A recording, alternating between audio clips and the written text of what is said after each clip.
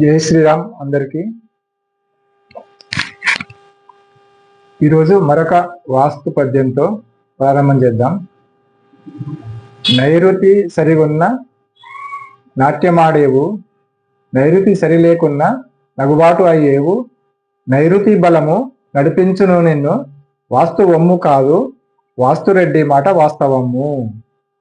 అంటే నైరుతి వాస్తుకు సరిగ్గా ఉంటే మనం సంతోషంగా ఉంటాం. నైరుతిలో దోషం ఉన్నప్పుడు మనకు అవమానాలు, అనేక ఇబ్బందులు వస్తాయి.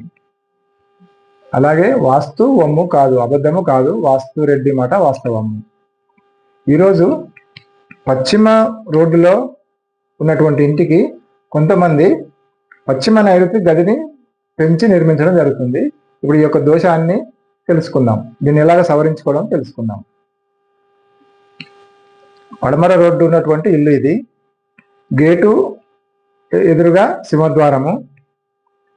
అయితే చాలా మంది ఏం చేస్తున్నారంటే, ఇలా పడమర రోడ్డు ఉన్నప్పుడు ఇక్కడ కార్ పార్కింగ్ కోసం అని చెప్పేసి కొంచెం స్థలాన్ని ఎక్కువగా వదిలివేసి,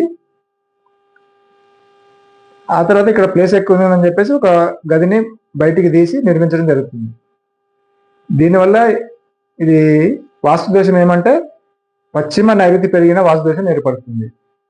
పశ్చిమ నైరుతి పెరగడము ఇంటి యజమాని ఆయువు తరగడం.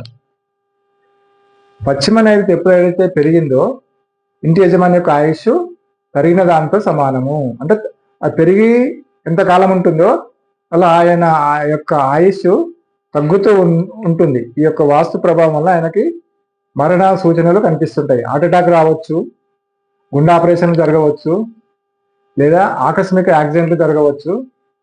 అనేక ప్రమాదాలు ఇంటి యజమానికి రావడానికి ఈ యొక్క పశ్చిమ నైరుతి దోషము కల్పిస్తుంది. ముఖ్యంగా ఇది ఇంటి యజమాని మీదనే ఉంటుంది. పిల్లలు కానీ స్త్రీలు కానీ దీని ఎఫెక్ట్ ఎక్కువగా ఉండదు. ముఖ్యంగా ఇంటి యజమాని మీదనే దీని యొక్క దుష్ప్రభావం చూపిస్తుంది.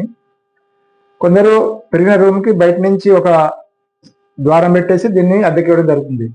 అయినప్పటికీ కూడా దోషము యజమాని పైన ఉంటుంది.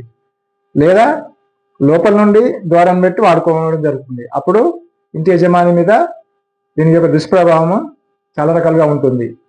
ముఖ్యంగా నైరుతి యొక్క తీవ్రమైన ప్రభావం యొక్క సూచన ఏమంటే, నైరుతి దోషము అప్పటి వరకు బాగానే ఉంటారు, సడన్ గా వస్తుంది. హార్ట్ అటాక్ అని రావచ్చు, యాక్సిడెంట్ అనేది రావచ్చు, ఇంకేదైనా మరణాన్ని కలిగించేటువంటి సంఘటన అకస్మాత్తుగా జరుగుతుంది.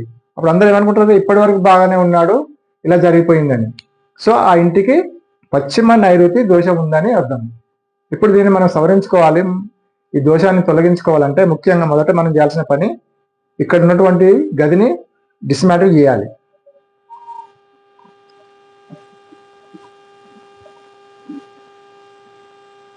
ఈ మూల నుంచి వాయు మూల నుంచి నైరుతి వరకు గోడ స్ట్రైట్ గా ఉండాలి. సో ఇప్పుడు మనకి ఆ ఇంటి యజమానికి ఎటువంటి వాస్తు దోషాల యొక్క ప్రభావం ఉండదు, శుభం జరుగుతుంది. ఇక్కడ గేటు ఎదురుగా సింహద్వారము ఉచ్చ స్థానంలో ఉన్నాయి కాబట్టి ఇంకా ఎటువంటి ఇబ్బందులు ఉండవు. ఎటువంటి దోషాలని తొలగించుకోవడం వల్ల శుభ ఫలితాలు పొందుతారని ఆశిస్తూ జై శ్రీరామ్.